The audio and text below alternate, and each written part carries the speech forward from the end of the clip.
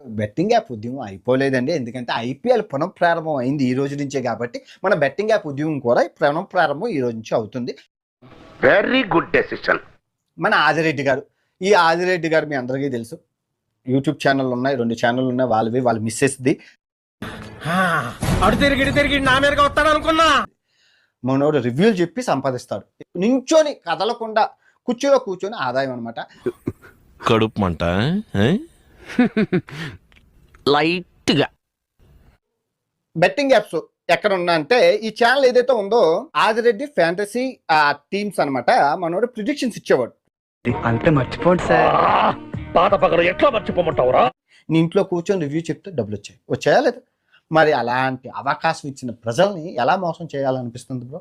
ఇలా జనాన్ని మోసం చేయడం తప్పు కదరా. మోసపోవడం వాళ్ళ తప్పు కానీ మోసం చేయడం నా తప్పు ఎలా అవుతుంది?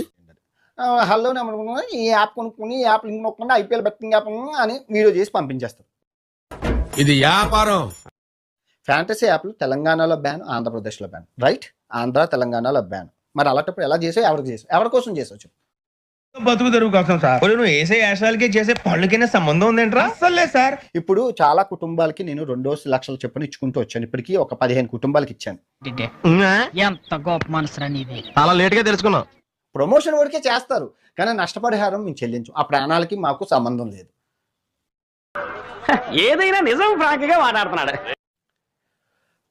ఐ హోప్ అయిపోయింది. ఇంకెప్పుడు చేయకు బ్రో. తప్పులు ఉంటే నన్ను క్షమించు. ఇంకెప్పుడు ఇలా చేయను. Sorry sir. ఊరేం కాదు, సారీ అట సారీ. సబ్స్క్రైబర్కి ఎప్పుడూ అన్యాయం చేయలేదు. ఏ విధంగా అన్యాయం చేయలేదు. వాళ్ళకి కావాల్సినంత ఫన్ ఇచ్చాను, జనరేట్ చేశాను. వాళ్ళకి హానికరం నుంచి ఏమీ చేయలేదు. నువ్వు నాకు తెగ నచ్చేసావు.